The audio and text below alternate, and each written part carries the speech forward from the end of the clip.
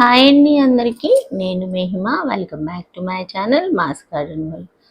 ఈరోజు వీడియోలో simple and easy ప్రాసెస్తో 2 ఎగ్స్ ఉంటే చాలు ఇలాగ చేసేసుకోవచ్చు. చాలా చాలా సింపుల్ ప్రాసెస్, చాలా టేస్ట్గా ఉంటుంది.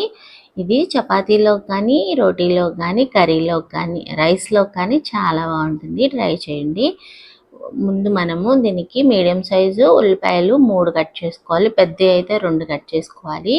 స్టవ్ మీద ఒక బాండి పెట్టుకొని 2 స్పూన్ల ఆయిల్ అయితే యాడ్ చేసుకున్నాము. ఆయిల్ యాడ్ చేసుకున్న తర్వాత కొంచెం మరిగిన తర్వాత ఆయిల్ కొంచెం ఒక అర స్పూను జీలకర్ర యాడ్ చేసుకొని ముందుగా కట్ చేసి పెట్టుకున్న పచ్చిమిర్చి, ముందుగా కట్ చేసి పెట్టుకున్న ఆనియన్స్, మీకు కావాల్సినన్ని వేసుకోండి. మీకు ఇంట్లో 2 మనుషులకైతే ఇది సరిపోతుంది. దానికి సరిపడా ఉప్పు, కారం అన్నీ కూడా నేను చెప్తున్నాను. చక్కగా మూత పెట్టుకొని మంచి అరోమా వచ్చి గోల్డెన్ బ్రౌన్ కలర్ వచ్చే వరకు మధ్య మధ్యలో తిప్పుకుంటూ ఇది ఉల్లిపాయ అనేది మగ్గపెట్టుకోవాలి. మూత పెట్టి మగ్గపెట్టుకుంటే మనకి ఉల్లిపాయ తొందరగా మగ్గుతుంది.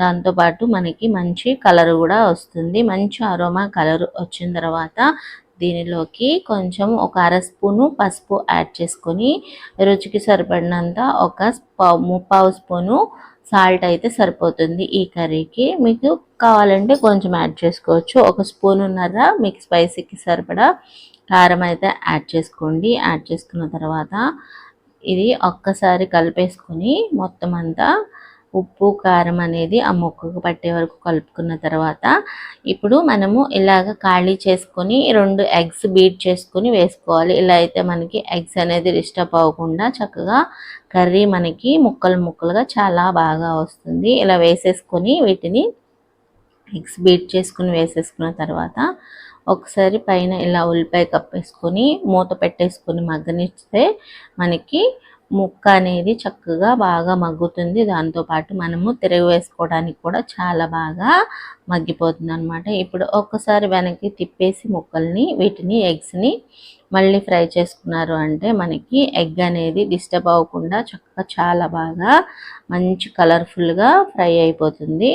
ఇలాగ ఒకసారి ఫ్రై అయిపోయిన తర్వాత ఒక మీడియం సైజ్ ముక్కల్లాగా మనం ఇలా కలిపేసుకుంటే కూర అనేది చక్కగా రెడీ అయిపోతుంది. ఇది చపాతీలో కానీ, రోటీల్లో కానీ, రైస్లోకైనా చాలా చాలా బాగుంటుంది.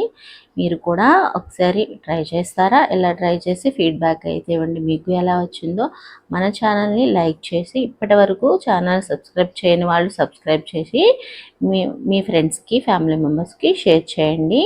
కంపల్సరీ ఒక లైక్ అయితే ఇవ్వండి. లైక్ ఇస్తే నాకు ఒక ఎంకరేజ్మెంట్గా ఉంటుంది. మీరు లైక్ ఇస్తారని అనుకుంటున్నాను. థ్యాంక్ యూ అండి. Thank you for watching. చాలా బాగుంది కూర.